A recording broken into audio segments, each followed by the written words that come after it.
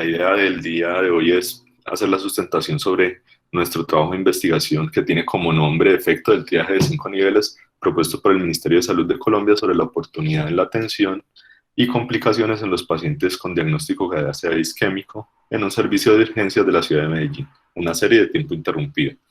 Los investigadores somos John Marlon Díaz Taborda, compañero de trabajo, investigador, mi nombre, Julián Zuleta, y como asesor metodológico tenemos al doctor Carlos Vallejo aquí presente.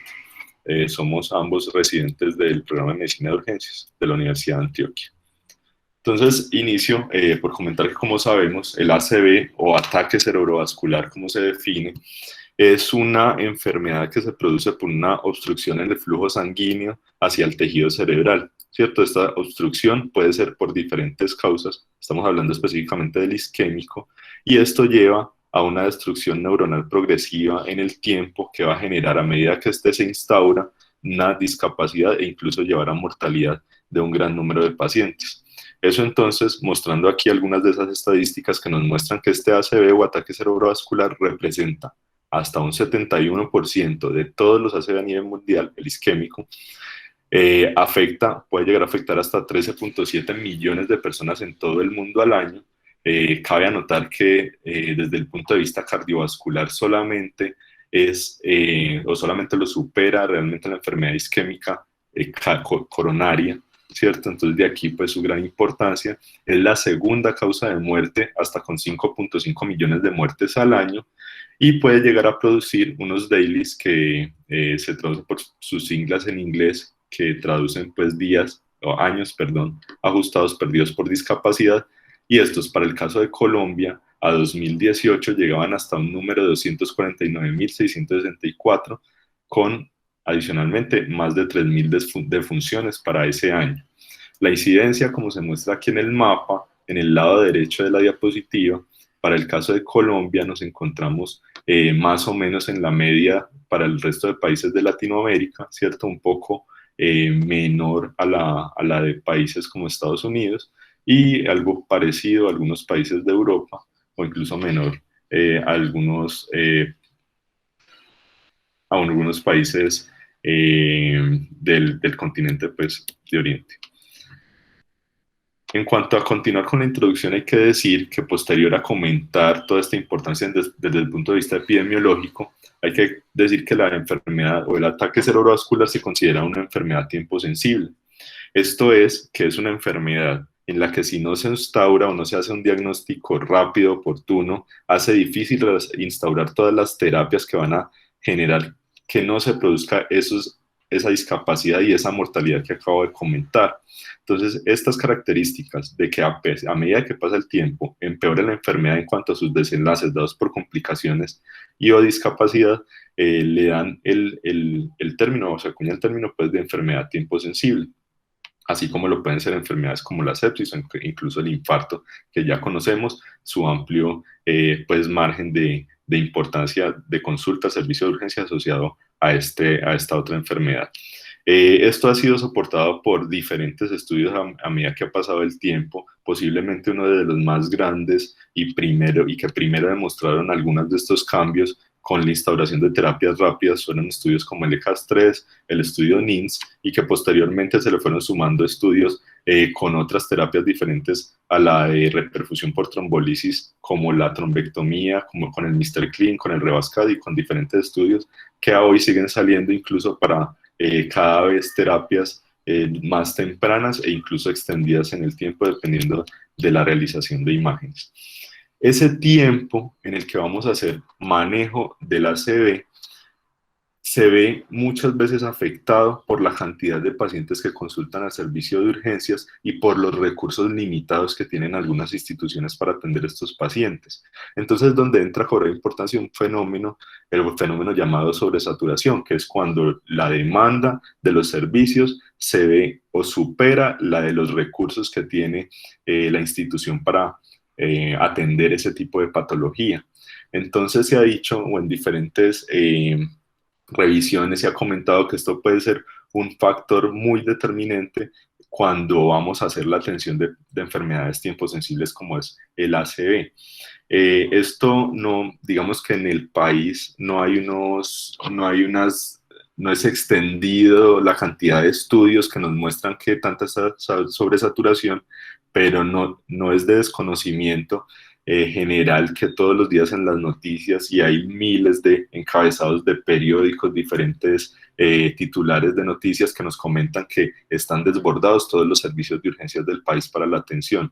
Hay unos pocos estudios, como uno que se publicó en 2015 aquí en el país, y otro pues, que lo sucedió en el año 2006, y lo que nos comentan ellos es precisamente que encontraron que había un momento en el que esos pacientes ingresan al servicio de urgencias y en el que se realiza el triaje y la posterior atención, en el que hay una acumulación de pacientes y que posiblemente se pudiesen ver beneficiados por alguna intervención en el que se pudiesen clasificar de manera oportuna de acuerdo ya sea a la gravedad o al requerimiento de recursos que necesitan para la atención de su patología, y posiblemente se logren disminuir los tiempos y así de alguna manera las complicaciones asociadas a esa sobresaturación o a esa aglomeración de pacientes que requieren una atención en el servicio de urgencias. Para el caso de Medellín, por ejemplo, aquí nos comentan que ese fenómeno de sobresaturación, en este estudio realizado por Restrepo, nos comentan que ese fenómeno de sobresaturación en nuestro país tiene mucho que ver con las barreras que hay para los servicios ambulatorios y los trámites para acceder tanto a medicamentos o a procedimientos como son cirugías o otros tipos de intervenciones o procedimientos que incluso pueden ser menos complejos. Eso lo hicieron pues por diferentes encuestas y la percepción que tenían los pacientes en cada uno de los servicios cuando iban a consultar, a pesar de que comentaban que conocían que esos servicios no estaban hechos para algunas de las patologías o no estaban destinados para atender algunas de las patologías por las que ellos consultaban.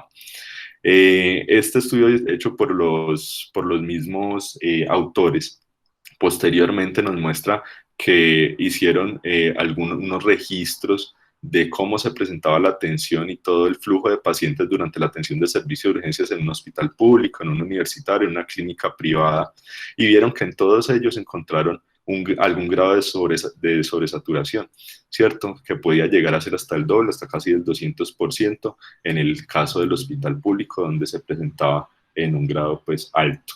Entonces vemos que esto es una problemática que está presente en nuestro medio y que se ha descrito también a nivel mundial.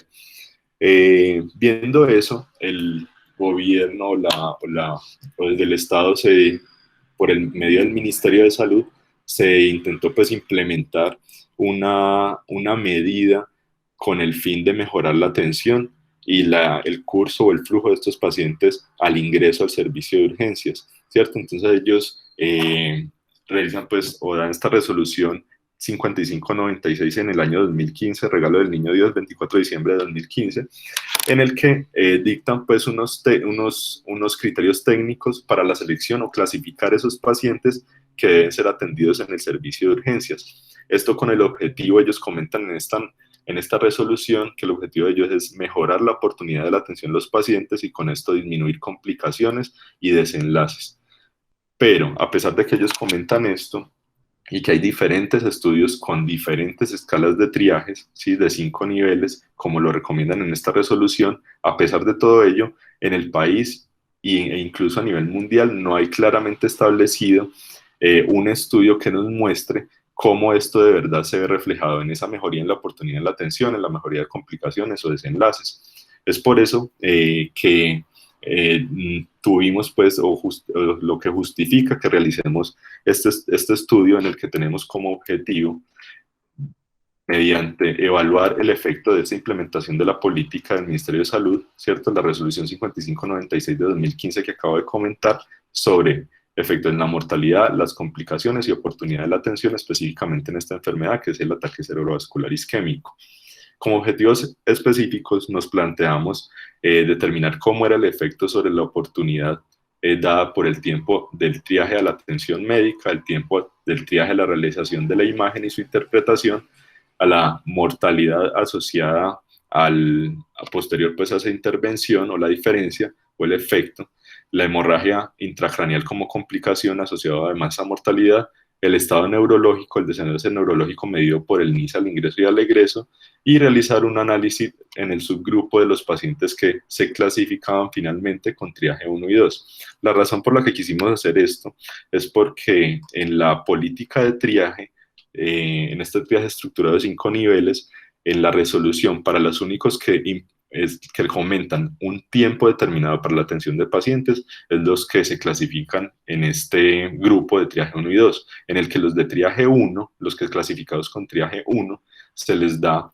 un tiempo de atención, debe ser inmediato, y en los de triaje 2 debe ser de 30 minutos, menor a 30 minutos, ¿cierto? Para los de triaje 3, 4 y 5, finalmente la norma no determina un valor específico de tiempo en el que deben ser atendidos los pacientes y deja a libertad de cada institución cómo se debe realizar esa atención de acuerdo a cómo se presenta pues, a la gravedad y la clasificación de ese paciente.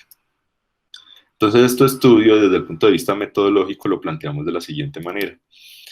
El diseño del estudio y la justificación lo que se realizó fue una serie de tiempo interrumpida con un análisis de regresión segmentada. Este diseño permite evaluar el efecto de una intervención cuando no es posible realizar una asignación aleatoria de los pacientes.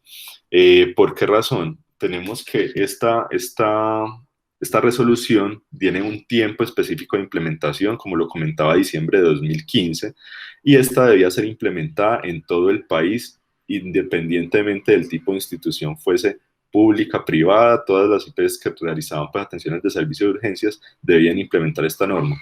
Por lo que no teníamos un punto, pues sabemos que en el tope pues, para uno determinar si una intervención tiene un efecto pues, de causalidad sobre un desenlace, el mejor estudio que deberíamos hacer es un RCT o un estudio aleatorizado, ¿cierto? Un ensayo clínico aleatorizado.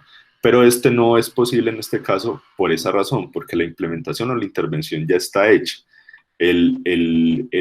Digamos que el periodo preintervención lo vamos a ver ya de forma retrospectiva, ya que se debió realizar de forma similar en todos los servicios de urgencias, y vamos a tener el periodo postintervención en el que ya pudiéramos ver alguna parte, digamos, prospectiva, pero que definitivamente en el que la intervención ya va a estar, pues digamos, como que hecha. Diferente a los estudios de cohortes o de casos y controles, al permitirnos como diferenciar o tener un punto en la intervención y compararlos, digamos, un mismo tipo de pacientes, nos da la ventaja de poder hacer un mayor acercamiento, digamos, al posible efecto causal de una intervención con el desenlace. Además de esto, pues no es, digamos, el único tipo de condición en la que se pueden hacer estos estudios, pero este tiene la característica que tenemos para hacerlo, y es que es un punto fijo en el que se presentó, que se diferencia, en el que se realizó la intervención, y que podemos diferenciar entonces un periodo pre y un periodo post-intervención. En cuanto a quienes participaron en el estudio o quienes definimos que ingresaban para el estudio, definimos como caso todo aquel paciente que se presentara con el primer episodio de ACV isquémico entre el periodo de tiempo de enero del 2013 y diciembre del 2018, en los que el diagnóstico de ingreso al servicio de urgencias era de ACV isquémico y asimismo al alta hospitalaria o su equivalente, esto dado por unos códigos CIE-10 que posteriormente les voy a mostrar de forma rápida. La captura y revisión de los datos se realizó por parte de los evaluadores, de los investigadores.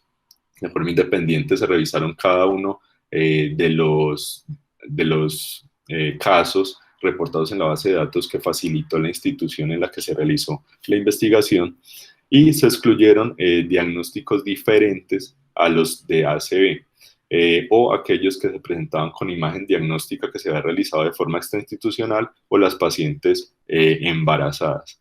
Los diagnósticos, digamos, la determinación del diagnóstico de ACV se realizó revisando la historia clínica según el diagnóstico final por el tratante, que en la mayoría de los casos para estos pacientes era el servicio pues, de neurología o medicina interna. En cuanto a la metodología, tenemos que la parte de las variables, ¿cierto? Se trata de identificar en su mayor parte variables que estén asociadas a cambios en el tiempo. Esa fue la razón que incluyéramos o que diéramos una mayor importancia al tiempo desde el triaje a la realización de la atención médica, del triaje a la interpretación de la imagen, de la realización de la trombolisis y asimismo cómo se presentaba o cómo cambiaba los desenlaces neurológicos en el tiempo dado por el NIS, la escala de Glasgow y la mortalidad. Incluimos pues unas variables sociodemográficas como eran la edad, el sexo, la procedencia, la fecha de consulta y la hora de triaje que nos permitían pues evaluar cada una de las variables. Estos eran algunos de los códigos CIE-10 pues, que se tuvieron en cuenta para determinar el caso, lo que se determinaba como caso. Simplemente lo traigo pues de forma ilustrativa, no voy a comentar cada uno de ellos. Todos tenían que ver pues con el diagnóstico de ataque cerebrovascular. La intervención, como lo acabo de comentar, fue la implementación de esta norma, la resolución 5596 del 24 de diciembre de 2015. Asimismo, pues haciendo énfasis en lo que previamente dije, que era que el triaje 1, según la resolución, se debía atender de forma inmediata y que el triaje 2 debía atenderse en un tiempo menor a 30 minutos, pero que los triajes 3, 4 y 5 no tenían un tiempo determinado. En el periodo preintervención no había como tal una estructuración de un triaje. Se realizaba, si bien un triaje de 5 niveles, estaba, digamos, era libre a quien hacía la atención de ese triaje, personal de enfermería en su mayoría, quienes determinaban según la condición clínica o saberes previos, si ese paciente le iban a clasificar como 1 o 5, pues en esa escala de clasificación. Para la intervención se realizó una capacitación desde el periodo de tiempo de noviembre a diciembre de 2015 y posterior a eso, o por esa razón fue que tomamos pues el tiempo o punto de corte en enero pues, de 2016. Aquí muestro una línea de tiempo para explicar que el periodo de la muestra empezó en enero de 2013 y desde allí se considera el periodo preintervención hasta enero de 2016 y el periodo postintervención comprendiendo desde enero de 2016 hasta diciembre de 2018. Se realizó entonces un consolidado mes a mes, los puntos de medición, es decir, se tomaba la cantidad de casos que había por cada mes y ese se tomaba como punto de medición sobre los que se iban a realizar cada una de las mediciones de las variables que acabo de comentar y en total se obtuvieron un total de 72 puntos de medición para un total de 36 en el periodo preintervención y 36 en el periodo postintervención para evaluar. Según esta bibliografía de Sang y colaboradores, cuando ellos hicieron una simulación con diferentes medidas de asociación en las que determinaron que cuando uno tenía por lo menos 10 puntos de medición en el periodo pre y post intervención, podía obtener una potencia hasta del 80%, esperando, o eso teniendo en cuenta, un tamaño del efecto del 50%, dado por un cambio en el nivel y la tendencia que más adelante pues, en los resultados les voy a mostrar.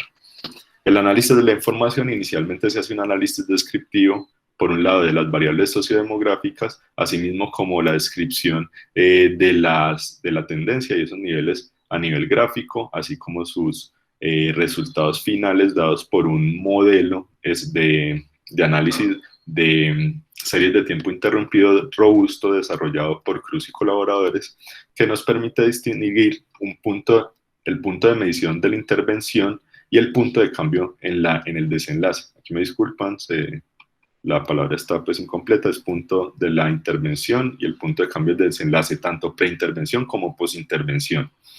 Se realiza por medio de ese modelo una regresión por mínimos cuadrados que permite estimar un intercepto, una pendiente de la tendencia en los periodos pre y post, y esto se realizó por medio del software Robust y software R en su versión 1.1.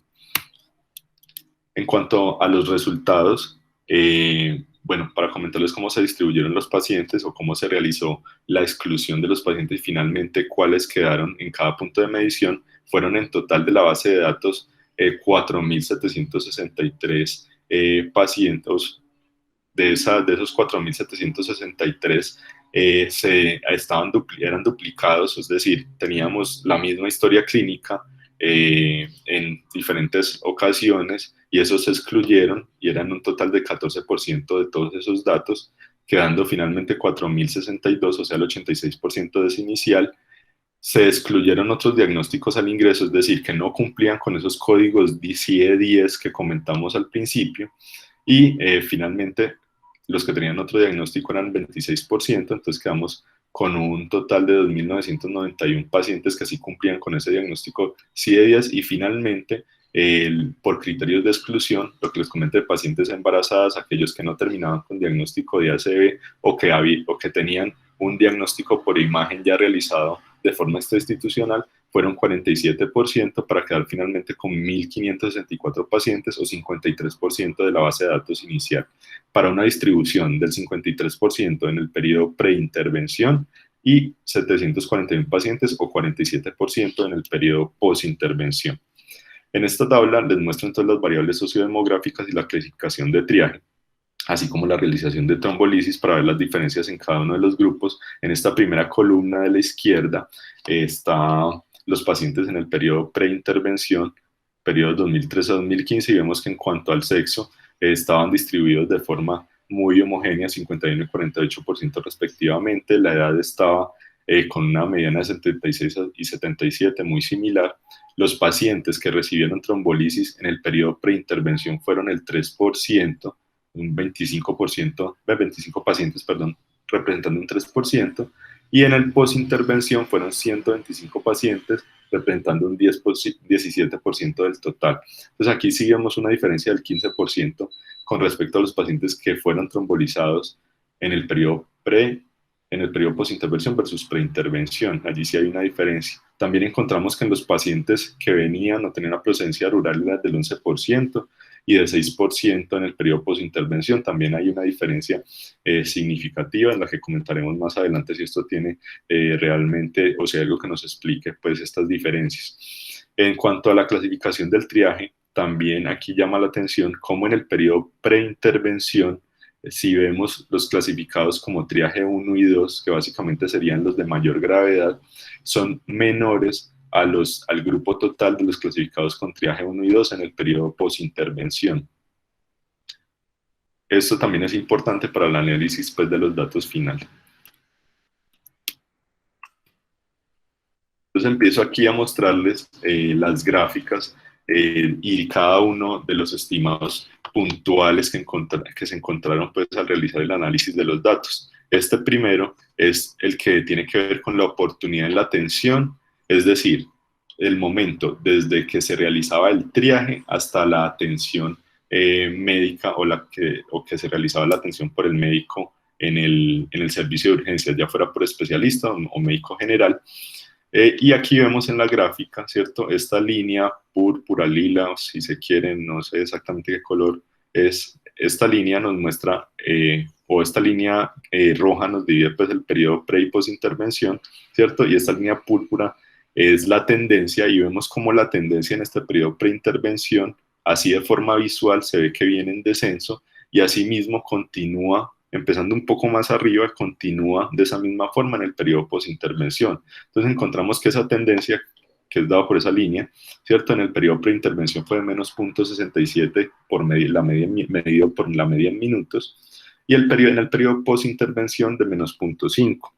Es decir, que a pesar de esa característica visual que vemos, realmente no hay una disminución que sea significativa en este grupo de pacientes, específicamente para esta variable. Asimismo, el nivel, que es ese cambio que se presenta posterior a la intervención, que visualmente no es muy claro, ¿cierto? Claro, miren que hay una diferencia solamente de 2.28, por eso en la gráfica no se ve claramente. Esa diferencia pues tampoco es estadísticamente significativa. Entonces encontramos que para la oportunidad en la atención médica no hay una diferencia posterior a la implementación de la intervención, que era el triaje estructurado de 5 niveles. Para la oportunidad triaje-imagen, que era el tiempo desde que llegaba el paciente, se le realizaba el triaje hasta la realización de la imagen, encontramos que en la gráfica son más o menos similares en el periodo pre y posintervención las tendencias, ¿cierto? Y que el nivel es un poco mayor o aumenta hacia el periodo posintervención. Y esto viéndolo en números, la tendencia pre es de menos 10 minutos promedio y posintervención menos 4.6 minutos promedio con una diferencia de 5.41 sin ser estadísticamente significativo, un intervalo de confianza pues que atraviesa la unidad. Y para el nivel, ¿cierto? Que era esta diferencia que vemos acá, encontramos que la diferencia entre el periodo pre y posintervención es de 69.5, ¿cierto? En el que hay una tendencia al aumento en el periodo posintervención, pero realmente esto no es estadísticamente significativo al mirar pues el intervalo de confianza y vemos que realmente desde el punto de vista gráfico es muy similar en el periodo pre y posintervención. Hablando de la mortalidad, encontramos desde el punto de vista visual o de la gráfica, vemos que en la periodo preintervención la tendencia viene en un ascenso progresivo y que posterior a la intervención esto se empieza a aplanar.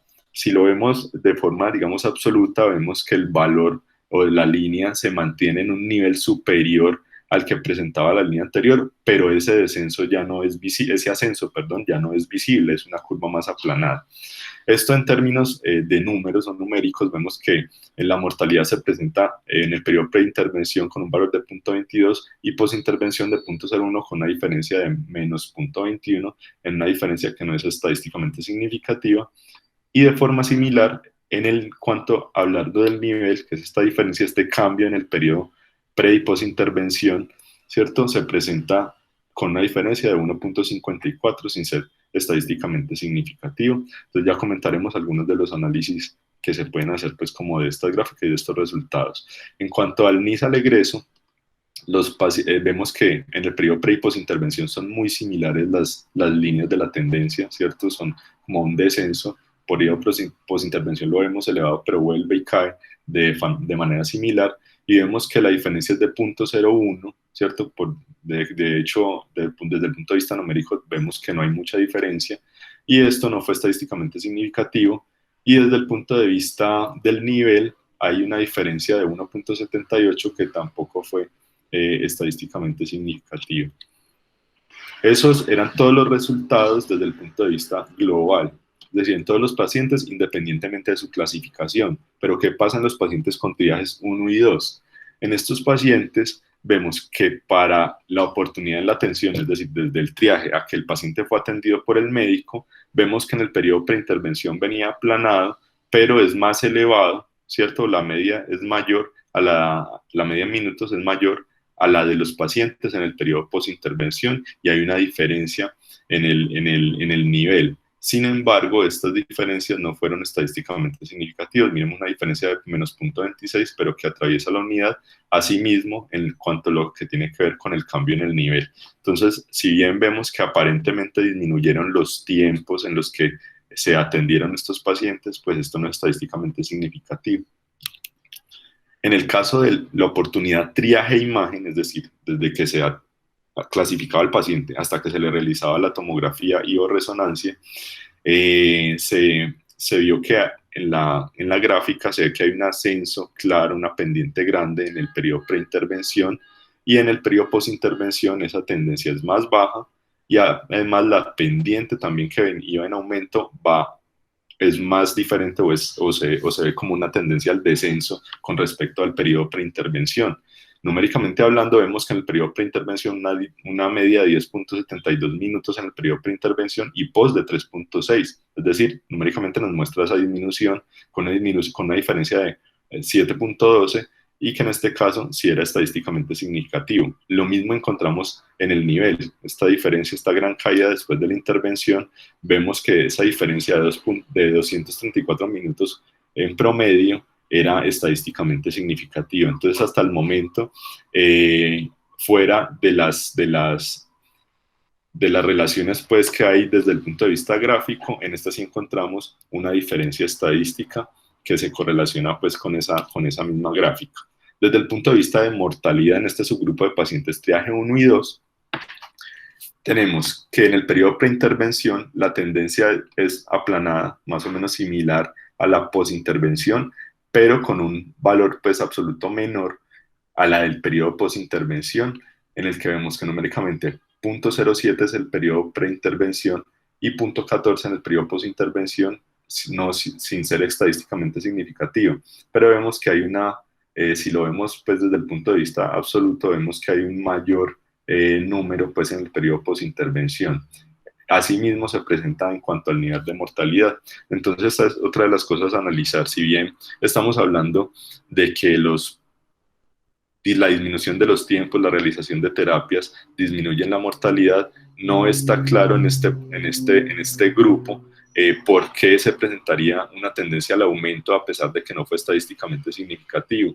Entonces aquí al momento de hacer el análisis se podrían concluir diferentes cosas. Una de ellas es que esa disminución en el tiempo de pronto no alcanza a tener una relación o a cambiar el hecho de que el triaje pueda clasificar un mayor número de pacientes graves en los triajes 1 y 2, que es este subgrupo de pacientes que estamos analizando, y por esa razón la tendencia a la mortalidad pueda que sea mayor. Entonces es una de las inferencias que uno podría hacer sin realizar, pues, o sin decir que esto es un efecto causal directo. En cuanto a la hemorragia intracraneal, que era otra de las complicaciones, aparte de la mortalidad que estamos evaluando, vemos que es muy aplanada la tendencia en el periodo prointervención y posintervención tiende a tener un leve ascenso, ¿cierto? Es muy similar en cuanto a la diferencia de 0.04 con un intervalo de confianza que no es estadísticamente significativo y un aumento también en el nivel con una diferencia de 3.16 con un intervalo de confianza igualmente no significativo. Estos cambios en la hemorragia intracraneal, si recuerdan la tabla 1 cuando les muestro en que hay un mayor porcentaje de pacientes trombolizados en el periodo posintervención, de alguna forma pudiera llegar a explicar este aumento en la hemorragia que se presenta en el periodo posintervención. Sabemos y diferentes estudios han demostrado, uno el de Emberson, que es el que les mostraba previo en las diapositivas, y así como muchos otros, han demostrado que los pacientes que se trombolizan tienen una mayor probabilidad de presentar sangrados con respecto a los pacientes que no reciben esta terapia de reperfusión. Ahora, ya sabemos que al momento o desde el punto de vista práctico o de la práctica clínica, esto no es tan importante al momento de evaluar, digamos, la diferencia en los desenlaces, pero sí se puede presentar, digamos, en un mayor número este tipo de eventos. Entonces, una de las cosas que pudiera explicar de alguna manera este aumento en la cantidad de sangrado intracraneal pudiera ser el hecho de que tengamos mayor número de pacientes trombolizados en el periodo posintervención. Para concluir entonces, tenemos que de forma significativa encontramos que hay una mejoría en la oportunidad del tiempo triaje-imagen, ¿cierto? Pero solo en el subgrupo de pacientes con ACE isquémico que fueron clasificados con triaje 1 y 2. Vimos que la oportunidad de la atención médica se presentaba una tendencia a disminuir, como les mostraban las gráficas, pero no alcanzó una significancia estadística. Esa diferencia puede tener que ver con diferentes razones al momento de obtener los datos, y es que posiblemente una de las cosas que limitan que los tiempos sean fijos es que el momento de realizar el registro de la historia clínica puede que no sea el momento exacto en el que el paciente fue atendido, diferente a lo que sí se presenta con las imágenes diagnósticas en las que inmediatamente se hace la orden y la orden médica por el sistema se ve reflejada pues directamente en el sistema, y esta necesita ser realizada para poder que de forma, digamos, que en la realidad se realice este tipo de imagen. Entonces, una de las cosas que nos pudiera explicar que esos cambios no fueran significativos o no se correlacionaran, el de la atención con el de la realización de imagen, pudiera ser una inferencia. Entonces, esta mejoría en la oportunidad del tiempo de la realización de la imagen va muy en dirección de lo que recomiendan las guías internacionales, específicamente las guías de la AHA, la Asociación Americana del Corazón, que es a disminuir los tiempos en los que se realizan las imágenes para con eso tratar de impactar en los desenlaces dados por discapacidad o complicaciones en estos pacientes. Algunos estudios, como unos de los referenciados aquí abajo, muestran que han encontrado algún tipo de asociación cuando en una de esas estrategias de triaje implementan el hecho de realizar las imágenes de forma temprana, ven cómo hay una aparente asociación con la disminución de la discapacidad finalmente. Entonces, si bien no encontramos claramente estas diferencias con significancia estadística, apunta a cómo cumplir con esos tiempos en los que, digamos, en estudios internacionales sí ya han logrado algún tipo de asociación con la mejoría de esos desenlaces. Por otro lado, observamos una mejoría en la tendencia de la mortalidad global, ¿cierto? No significativa y insisto en que fue ese cambio que vimos desde el punto de vista gráfico, que había un aumento en el subgrupo de pacientes con triaje 1 y 2, pero que como lo mencionaba previamente se podía explicar por el hecho de que los pacientes más graves estaban en ese grupo y que como lo vimos en la tabla 1, en este estudio había un mayor porcentaje de pacientes clasificados con triajes 1 y 2. Esto va digamos, en relación con los hallazgos de estos autores de Fonaroy y colaboradores en 2014, en el que encontraron que la implementación de una estrategia que incluía el triaje podía llegar a disminuir la mortalidad hasta en un 11%. Observamos además un aumento leve en la frecuencia de sangrado intracerebral, que ya comenté pues cada una de las consideraciones que pudiéramos inferir pues las causas que nos lleven a esto, y no se encontraron diferencias en cuanto al NIS al egreso en los periodos comparados, es decir, el NIS no tuvo como desenlace de discapacidad o de gravedad de la enfermedad, no tuvo ninguna diferencia. Esto puede ser porque si bien sabemos que diferentes estudios han mostrado una diferencia en estos desenlaces, como los que mostraba al principio que eran el ECAS-3, el NINS, el Mr. Clean, el REVASCAT, todos estos estudios, la diferencia es que estos estudios, muchos de ellos, miraron una gran cantidad de variables. Algunas de ellas incluían el NIS, otras no. Y los que incluyeron el NIS vieron que sí había un cambio, pero era a largo plazo y de forma temprana este no se veía reflejado, como sí se veía al mirar a largo plazo este NIS u otras escalas como la escala de ranking modificada o el Bartel. Para el caso de nuestro estudio no teníamos disponibilidad pues, de estos datos en historias clínicas, por lo que además de eso era difícil realizar un seguimiento por el carácter retrospectivo de este estudio, o digamos la parte retrospectiva del estudio no nos permitía obtener estos datos en una historia clínica pues que ya estaba registrada en una base de datos. Me adelanté un poco a decir algo de esas limitaciones, que como se muestra acá, una de ellas era no poder hacer un seguimiento de los desenlaces de funcionalidad a largo plazo, que fue como se mostró en en los estudios primarios, donde sí se presentó pues esos cambios, y teníamos una ausencia pues de un grupo control que nos pudiera favorecer, al tenerlo, nos hubiese podido favorecer el hecho de que hay algunas intervenciones determinadas o que se ven afectadas por el tiempo, que al mismo tiempo pueden tener algún efecto sobre los desenlaces del paciente con ACV. Por ejemplo, los cambios en las guías a medida que pasa el tiempo. No eran los mismos y no eran igual de fuertes las recomendaciones en el 2013, donde empezó nuestro estudio, ahora a los últimos o al periodo post-intervención después del 2015, donde cada vez se fue difundiendo y se fueron implementando los protocolos para atención de estos pacientes con ACV con mayor rigor, tanto para la atención en cuanto a la premura con la que se deben atender, tanto como para finalmente la realización de cada una de las terapias. Asimismo, la disponibilidad de otras terapias como la terapia de reperfusión tipo trombectomía o terapia endovascular y la mayor disponibilidad de algunas especialidades. Entonces, tener un control nos hubiese permitido ver esos cambios o si realmente esas variables se presentaban de igual forma en ambas instituciones y si de pronto tenían algo que ver con algunos de estos cambios a medida que pasa el tiempo. Finalmente eso es lo que tenía para presentarles, entonces queda abierto a las preguntas y a las intervenciones que deseen realizar cada uno de los asistentes.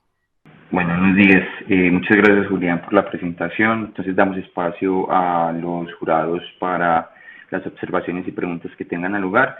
Iniciamos entonces con el doctor Jorge Jiménez. Adelante, doctor. Hola, buenos días a todos. No, pues yo básicamente desde la parte clínica no tengo ninguna pregunta. Solo tengo que felicitarlos porque sé que es un trabajo arduo, extenso, es bastante complicado revisar tantas historias cuando muchas veces no tienen los datos que uno necesita. Eh, Felicitaciones, me parece muy bueno el trabajo. Creo que ayuda mucho a verificar las cosas que en algunas ocasiones hacen los entes administrativos que uno no sabe bien de dónde sale y pues como ustedes bien demostraron, este cambio en el triaje ha modificado cosas o aspectos tan importantes como la mortalidad. No tengo bueno, sí tengo una pregunta y es quién interpretó las imágenes de radiología. Eso no está por ahí. Profe, el tiempo que miramos para la interpretación fue el que estaba registrado en la lectura de radiología. Sabemos la limitación que tiene eso y es que sabemos que en la institución donde realizamos el estudio, la interpretación no se hace de forma inmediata y en el que muchos de los pacientes llegan incluso en horas en las que no hay. Puede ser incluso más retrasada el tiempo en el que se realiza la interpretación, pero no teníamos una forma objetiva de mirar la interpretación digamos, del personal de salud que tomaba las decisiones finalmente. No hay una forma objetiva de hacerlo. Entonces, por esa razón, la tomamos, o lo más objetivo que pudimos tomar fue la que estaba registrada por radiología. No, ok, bueno, sí. Como tú lo has dicho, eso está bastante sesgado porque en la práctica clínica no usamos, por lo que también mencionaste ya, la lectura de radiología la mayoría de las veces. Bueno, no, muchas gracias y de nuevo felicitaciones. Doctor Sebastián González, antes de la intervención del doctor Sebastián, los invito para que diligencien el formato de asistencia que está en estos momentos en el chat de la charla. Muchas gracias. Vale, listo. Muchas gracias, Carlos.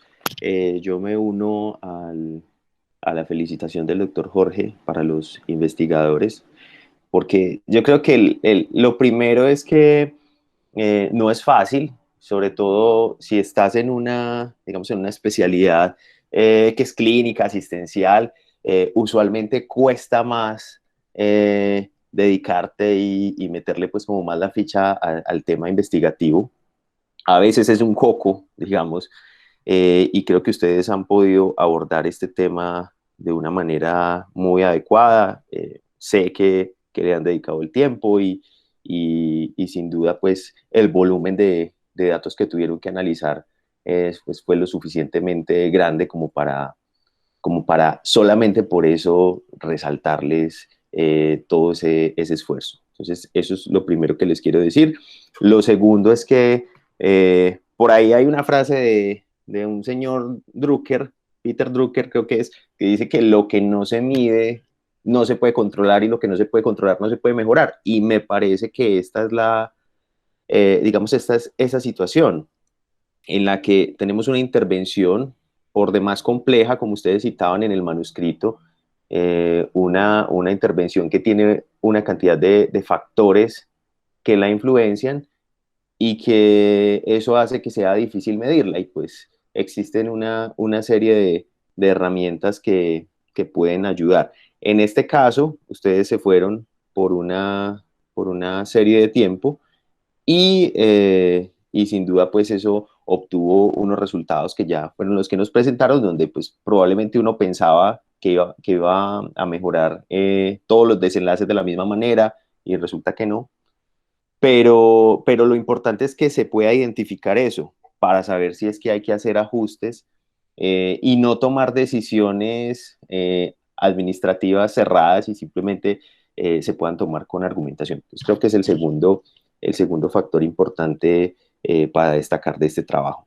Tengo dos o tres preguntas pues, que quisiera hacerles. Lo primero es, bueno, si ustedes no hubieran hecho una serie de tiempo, ¿qué hubieran hecho? O sea, esta pregunta de investigación, ¿cómo más la hubieran podido resolver? Considerando además el tema pues de la duración de la residencia, bueno, todo el tema de la factibilidad.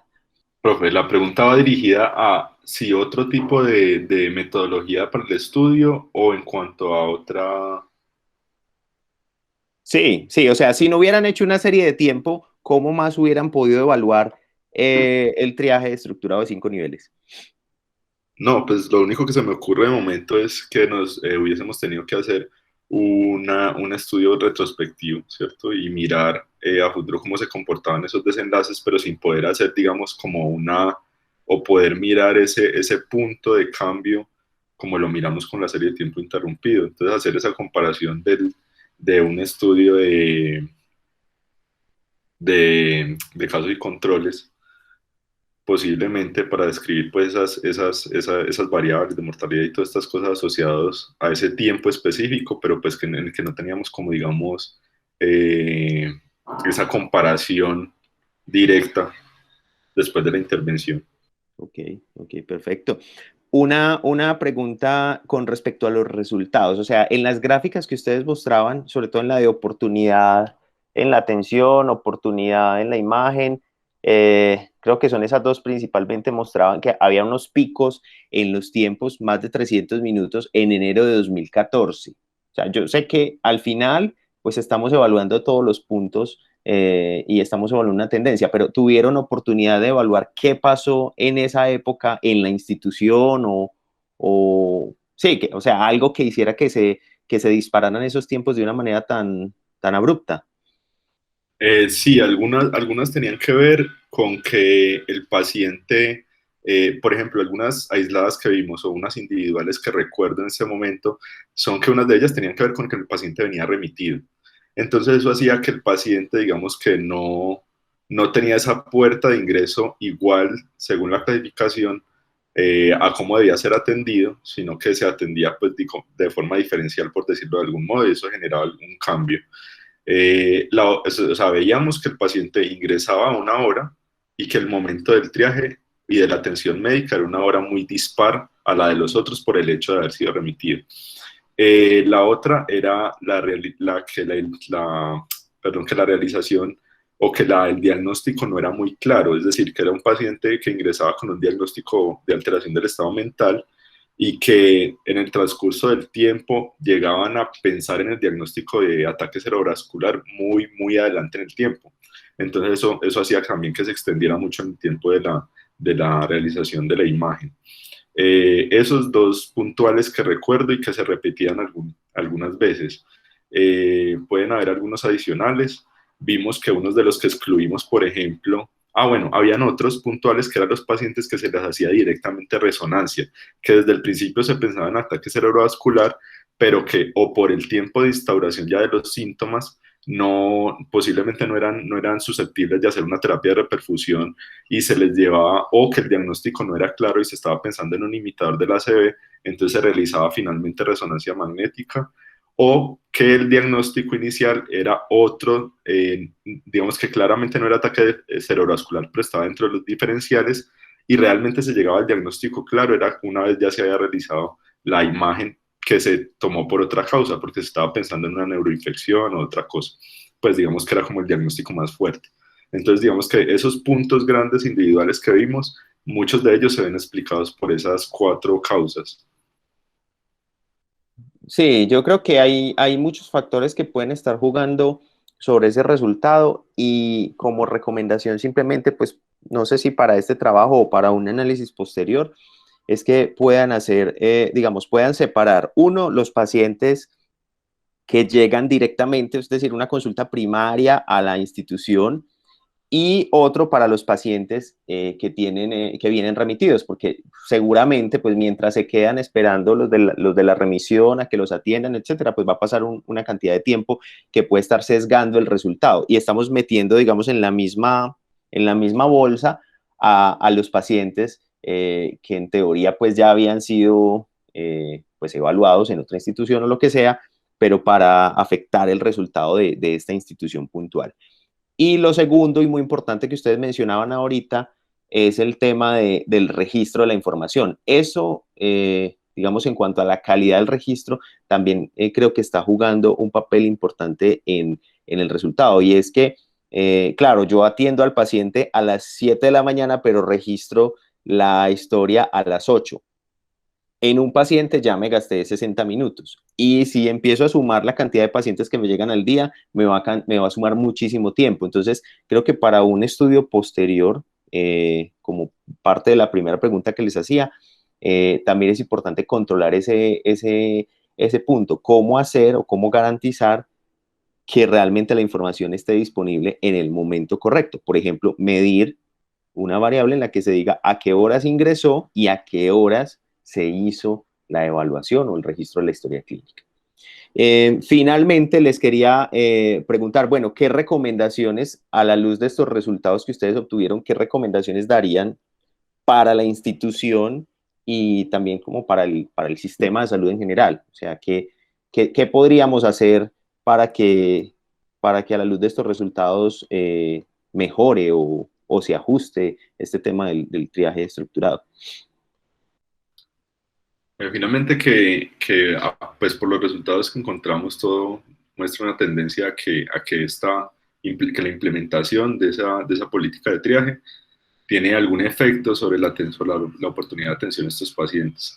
Entonces, en ese orden de ideas, el cumplimiento, o deberíamos hacer con mayor rigor el cumplimiento de lo que dicta pues esta resolución, de cumplir esos tiempos de atención inmediata, esos 30 minutos en los triaje 2, para que de esa forma podamos, no sé, en estudios futuros, determinar si realmente esta resolución o este tipo de triaje de 5 niveles tiene el impacto que se quería desde el momento en que se instauró, que era pues mejorar la oportunidad de la atención, mejorar las complicaciones y los desenlaces. Además de eso, es digamos, una puerta a mirar su efecto sobre otras enfermedades tiemposensibles, porque sabemos que esta no es la única. Podríamos mirarlo también para determinar si realmente funciona esta política de triaje, si se realiza en patologías como la sepsis, en patologías como el infarto, por decir algunos ejemplos. Además de, si bien los resultados no son contundentes, que se necesitan otros estudios para definir pues digamos, la efectividad de esto, es precisamente ese el punto, que ante una política que ya está instaurada, tenemos que definir si realmente tiene ese efecto que se quería y si se requiere, por el contrario, un ajuste a esa política realizada. Si realmente ese triaje ESI que estamos haciendo aquí se correlaciona con el realizado en otra institución y si es suficiente con que sea un triaje de 5 niveles o tenemos que definir exactamente que ese triaje sea el mismo para todas las instituciones y que cumpla exactamente los mismos tiempos pues para la atención pues, en general de los pacientes. Creería que a grandes rasgos es como es. Perfecto, de acuerdo, doctor Julián. Muchas gracias. No tengo más preguntas. Muchas gracias, profe. Aló, buenos días. Buenos días, profe. Julián, pues antes que nada quería felicitarlos, hermano. Realmente hacer trabajos de este tipo siempre me pareció muy complejo porque uno intenta analizar las características de un sistema, ¿sí? Y que muchas veces ve que las variables o la cantidad de variables que tiene que analizar y que tiene que depurar pues son mucho más elevadas, ¿cierto?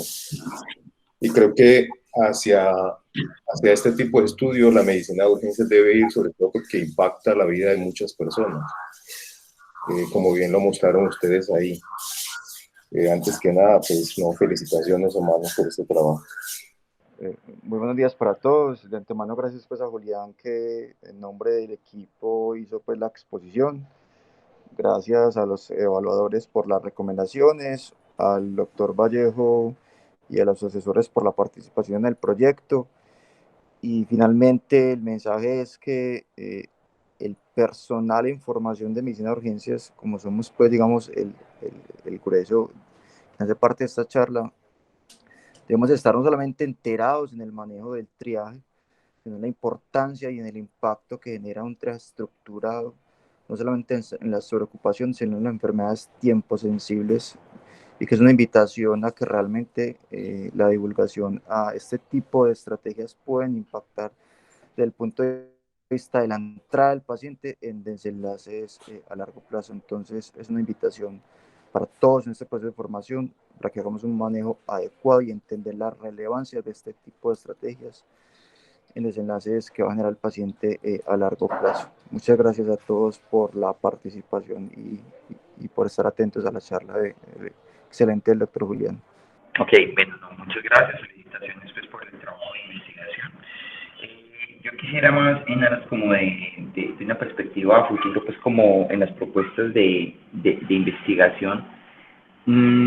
Primero, desde la perspectiva ahora pues de ustedes de residentes de tercer año y aportes pues de convertirse en especialistas,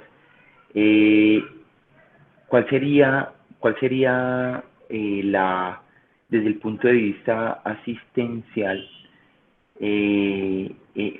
los cambios o las propuestas que propondrían en el ajuste del triaje o de la estrategia de triaje, que si bien pues es una estrategia política que sugiere el ministerio, pero digamos que da un amplio rango de maniobrabilidad para ajustar la implementación, para mejorar los desenlaces que ustedes mencionaron o que estudiaron.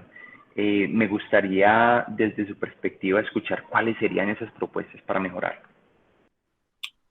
Bueno, profe, una de las cosas es que el triaje, como usted lo mencionó, da un amplio margen para que cada institución lo haga a su manera. Dentro de ese amplio margen está que pueden realizar cualquier tipo de triaje que sea de 5 niveles y que cumpla con esas condiciones. Entonces tenemos el Manchester, tenemos el ESI, tenemos el de Canadá, tenemos el australiano, bueno, hay diferentes y otros que están saliendo. Y en ese orden de ideas, cada uno de esos tipos de triaje también da un amplio margen para que quien hace el triaje, de acuerdo a su formación previa, a sus conocimientos, determine en qué momento o cómo se va a clasificar esos pacientes, como es el caso específico del ESI. Hay otros de esos triajes que sí tienen algoritmos fijos que de acuerdo a las características clínicas, al motivo de consulta, a los signos vitales, les da independientemente pues su categorización, digamos que son más objetivos por decirlo de algún modo, pero que al mismo tiempo no significa que sean mejores. En el caso del ESI, que es el que más ampliamente está difundido dentro de estos triajes de 5 niveles, vemos que hay unas preguntas en las que deja abiertas a que el personal que hace el triaje, que en su mayoría son personal de enfermería, ¿cierto? Pero que es personal de enfermería entrenado, entonces podríamos decir que hay algún grado pues, de correlación o de más de correlación de reproducibilidad en lo que se debería hacer de uno a uno, pero independientemente de que sean personal que se haya capacitado y todas estas cosas, pues también da un margen pues, de error en estos casos. Entonces, yo diría que una de las cosas que a mirar es si realmente la mejor, o digamos que determinamos que uno de los mejores triajes para hacer es, por ejemplo, este triaje ESI, es ser muy incisivos en la capacitación y la formación de este personal y tal vez dentro de eso dejar muy claro este tipo de enfermedades que son tiempo sensibles o tiempo dependientes. Entonces yo incluiría como protocolo dentro de esta realización del triaje, que cuando le preguntan a uno en el triaje si el paciente tiene un riesgo, ¿cierto? O está en riesgo o pues con esta pregunta, digamos, amplia, incluiría que se tengan pues como un entrenamiento para identificar específicamente enfermedades como el ACV, como el infarto, como la sepsis, que lo incluyan dentro de ese triaje y de ese modo se logre cumplir, digamos, a mayor cabalidad con los tiempos de atención, clasificándolos dentro de esos dos, digamos, dentro de esos dos, pues triaje 1 y 2, en los que tenemos un tiempo fijo para la atención de los pacientes. Eso sería una. Después de del que se cumpla pues con la capacitación. La tercera sería a evaluar de forma continua eso y además de eso que se cumplan otras digamos objetivos de la resolución como son la valoración continua de estos pacientes una vez se les ha hecho el triaje y todavía no han sido atendidos por diferentes circunstancias, ya sea por esa sobresaturación o no. Sabemos además que el triaje es un elemento más que tiene un papel sobre muchos, sobre los servicios de urgencias colapsados. Entonces, digamos que también tendría muy en cuenta que no es la política única que voy a implementar y que siempre, como lo hemos comentado en otras charlas, que una estrategia única generalmente no es lo que hace la diferencia, sino un conjunto de estrategias realmente son las que logran impactar diferente o de forma significativa en algún desenlace. Entonces iría mucho a mantener este tipo de estrategias, pero asociándolas con otras que puedan mejorar esos desenlaces y esos tiempos. Definitivamente el conocer, pues es el triaje, no solamente el personal que lo hace, sino quien está incluido en la atención como el personal médico. Sabemos que a pesar de que el personal que está en urgencias está allí, pero el que no hace triaje directamente o no está directamente asociado a él, muchas veces no tiene esa capacitación que sí tuvieron los otros, y eso influye mucho en el momento de que el personal que lo realiza algunas veces requiere algún tipo de apoyo. Si ese personal que va a realizar el apoyo no tiene ese mismo conocimiento, pues probablemente pueda tener alguna inferencia en cómo se clasifica finalmente el paciente, a pesar de que tenga teóricamente conocimientos más amplios o médicos más amplios sobre la terapia que se debe hacer y los tipos de diagnósticos. Claro, y lo pregunto es porque pues, esto tiene que redundar en evaluar no solamente pues ese indicador y esos desenlaces y dejarlos pues ahí como en el vacío, sino hacer una conexión o tratar de hacer la conexión con aquello que está impactando el desenlace, que finalmente se convierte como un factor que contribuye a que ese cambio o no. Entonces lo menciono pues por varias situaciones, y es que tenemos que pensarnos en la realidad o en el terreno desde el punto de vista operativo, cómo hacer para cambiar y mejorar esto, ¿sí? O sea, tú lo mencionaste durante toda la charla, qué tan importante es, por ejemplo, que a los abuelitos que les da un ataque cerebrovascular no solamente lleguen al servicio de urgencias, que ahora sabemos que se encuentran colapsados, se encuentran sobresaturados, pero que le podamos dar la oportunidad de que los atendamos temprano y los atendamos de forma segura, que luego de realizar el triaje los vea efectivamente el médico, que luego de que efectivamente lo vea el médico le puedan realizar la imagen de forma temprana, oportuna, precoz, y que se interprete esa imagen para posteriormente definir si el paciente es candidato o no a las terapias de reperfusión, que son las que han permitido cambiar la evolución natural de esta enfermedad. Antes nos enfrentábamos a un ACV y era como, sí, esperemos a ver si la historia natural de la enfermedad cambia por sus mecanismos fibrinolíticos endógenos. Ya no, ya tenemos herramientas para poder enfrentar esto. Y la idea es que vayamos cambiando no solamente esa percepción y cultura de que el ACV, por ser ACV, va a ser una enfermedad catastrófica, que eso ha venido cambiando, sino que en realidad pensemos que hacer estas intervenciones puede cambiar no solamente la vida de las personas, sino también la calidad de vida de las personas. Entonces, por eso es importante. Y es sumamente importante lo que tú mencionabas, y es que la estrategia de triaje, pues como política, pues en realidad no se va a implementar sola, y todo lo que hagamos en pro de no solamente la realización del triaje, mejorar, afinar el triaje como estrategia para identificar y clasificar adecuadamente a los pacientes, sino hacer todo lo que esté a nuestro alcance para que luego del triaje el paciente pues tenga o cumpla con parámetros técnicos de atención, que tenga la imagen, que lo pueda atender el urgentólogo, el neurólogo, el neurointervencionista, en fin, pero alinear todos esos elementos de recurso humano y técnico para hacer la mejor atención posible. Muchas gracias. Reconocimiento a ustedes pues, por este arduo trabajo, y esperamos también posteriormente hacer la presentación de estos resultados a la institución para que ellos los conozcan y pues también tomen cartas en el asunto. Bueno, muy bien. Entonces, en vista de lo anterior, Damos gracias nuevamente al doctor Jorge Andrés Jiménez y al doctor Sebastián González por su disponibilidad y por su ayuda y colaboración en este proceso de evaluación. Para nosotros es bastante importante. Entonces, saludos a todos y muchas gracias.